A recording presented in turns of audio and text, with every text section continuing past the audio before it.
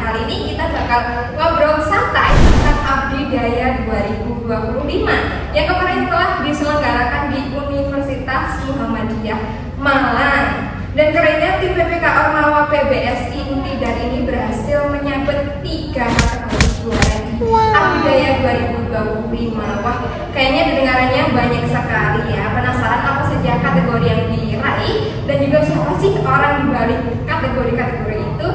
Bersama ini saya perkenalkan Kak Umi Nur Faiza.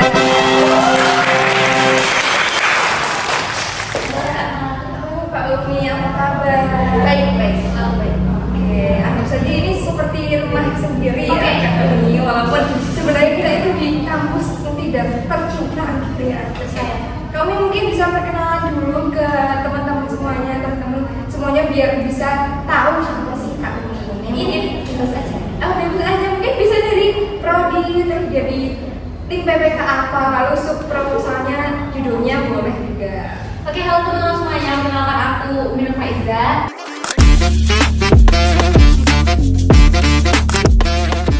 Dari program studi Pendidikan Bahasa dan Sastra Indonesia angkatan 2023. Di sini aku sebagai salah satu perwakilan dari PPK Ormawa dan PBSI dengan judul proposal optimalisasi rumah sampah digital sebagai upaya keberlanjutan ekologi melalui recycling, edukasi sampah inovatif dan kreatif di Desa Sidoarjo. Nah, itu saja. Oke, panjang ya. Ini keren banget menyambut 3 kategori kejuaraan di Abdi Daya 2020. Keren banget. Gimana nih kalau boleh tahu kemarin itu euforia Abdi Daya di Malang itu seperti apa? Masih inget gak nih? Masih sangat membekas ya teman-teman sudah. Jadi kalau misalkan di Malang kemarin itu seru banget pastinya karena memang di sana kita tuh tidak hanya untuk merayakan apa yang sudah kita abdikan selama kurang lebih 1 tahun, tapi di sana juga kita sama-sama belajar dengan tim PPK Ormawa lain seluruh Indonesia tentunya, di mana kita juga di sana tidak hanya untuk hadir meraih penghargaan, tapi ada serangkaian acaranya juga di mana di sana kita itu menghadiri seperti beberapa bagian. Salah satunya itu ada pas pembukaan, kemudian juga ada pembekalan, terus ini pembukaannya seperti apa, kemudian di sana juga ada stand expo dari masing-masing program PPK Ormawa. Jadi seluruh Indonesia itu kan ada di sana, universitas seluruh Indonesia yang mengikuti PPK Ormawa ada di sana. Kemudian dari setiap tim itu diberikan stand untuk menampilkan apa saja yang menjadi luaran-luaran dari program PPK Ormawa yang sudah dilaksanakan, kemudian diberikan kesempatan untuk saling sharing. Jadi kayak mengunjungi satu stand dan lainnya itu saling belajar aja. Terus di puncaknya ya itu ada penghargaan. Berarti seneng juga ya, seneng banget, crowded juga ya. Iya. Oke, terus kalian ini sempat jalan-jalan nggak tuh waktu di Malang kemarin? Kalau jalan-jalan itu pasti ya. Tapi itu nggak semua tim PPK Ormawa jalan-jalan karena ada yang sakit, ada yang milih mengerjakan tugas karena waktu itu juga kayaknya bersamaan dengan ujian kalau nggak salah. Nah, kalau jalan-jalan itu kita sempat ke Kayu Tangan, kita juga sempat muter-muter UMM Universitas Muhammadiyah Malang. Itu malam-malam kita jalan karena emang kayaknya lebih nikmat kalau misalkan jalan aja ya udah jalan daripada naik mobil terus kayak kurang nikmat dari jalan-jalan malam-malam tuh.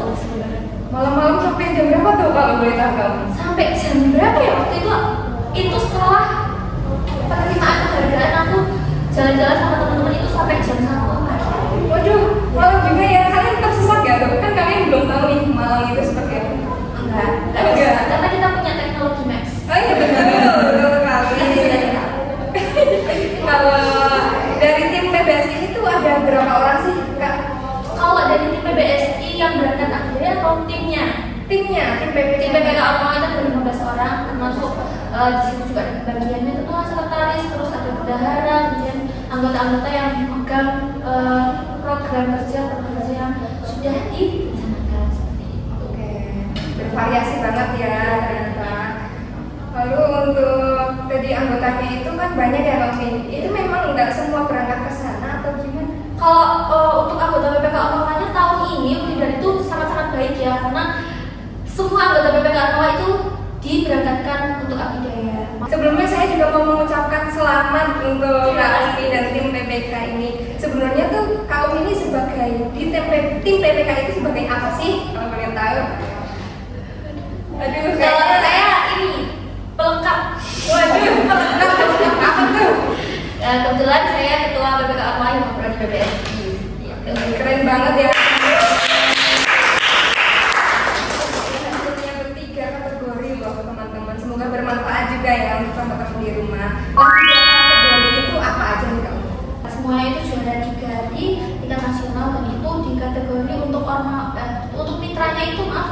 mitranya itu mitra terpartisipatif. Kemudian untuk PPK Ormawanya itu tim dengan keberlanjutan paling terukur atau apa, saya terlupa. Terus untuk dosen ya. Terus untuk dosen pendampingnya itu nanti dicek sendiri. Oke? Kita bukan di sini. Ya, gitu. Lalu programnya yang sudah direncanakan itu apa aja sih Kak? Yang sudah dilaksanakan juga? Kalau kemarin itu kita itu programnya berfokus ke sampah ya, sesuai dengan topik utama tadi. Nah, kita itu punya 3 subprogram. Itu ada 3 atau lebih. Waduh, kok sudah lupa. Aduh, lagi ya. Kita buka aja PPK apa yuk? Jadi kemarin itu kita ada program rumah, Kria Rakit, kemudian Resik itu websitenya kita.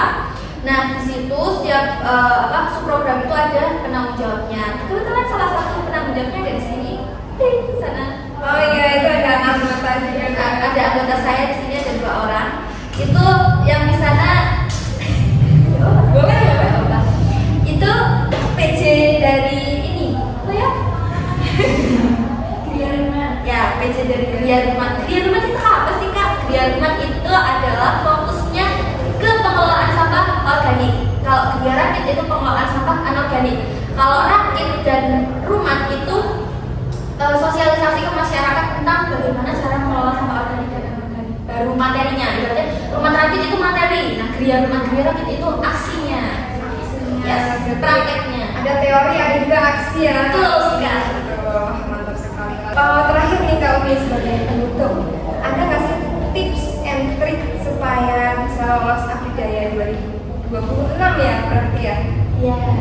Sebenarnya Abdidaya itu bonus ya Kak Mawar, karena memang target utama kita adalah melakukan pengabdian sesuai dengan adanya PPK Ormawa itu merupakan salah satu kegiatan pengabdian. Jadi fokusnya itu harus bertahap ya teman-teman, dari mulai dari seleksi tahap pertama karena memang itu sangat-sangat ketat dan memang seluruh organisasi Ormawa dan UKM di internal U3 itu kan ikut program itu. Jadi bagaimana caranya kita itu memiliki strategi, kita melakukan pertimbangan, pemilihan topik, kemudian kira-kira ini banyak yang mengambil atau tidak ya. Kemudian jangan lupakan bahwa juga ada yang salah satu tim, beberapa anggota tim itu yang harus dari luar prodi, itu juga harus dipertimbangkan dengan linearitas topik yang kita ambil. Nah, seleksi tahap 1 kita ngurus fokusnya benar-benar di kepenulisan aja. Kalau misalkan di seleksi internal ini kepenulisan aja, nanti kalau misalkan seleksi tahap 1 itu harapannya gimana caranya kita bisa lolos seleksi tahap 2. Nah, kalau misalkan udah nih seleksi tahap 1 terlewati, gimana caranya kita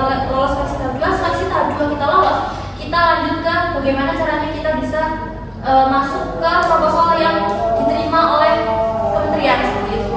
Nah, setelah itu di situ nanti kalau misalkan seleksi tahap 2 udah, itu ada penyaringan lagi berapa tim dari Untijar yang akan dikeluarkan. Nah, setelah itu tim-tim yang lolos ini akan dimasukkan ke tim yang diajukan ke kementerian. Setelah itu di kementerian akan disaring lagi. Jadi ada beberapa penyaringan. Jadi targetnya harus bertahap. Penyaringan lolos pendanaan itu ada tahap wawancaranya, itu juga penentuan. Kalau misalkan ya sudah.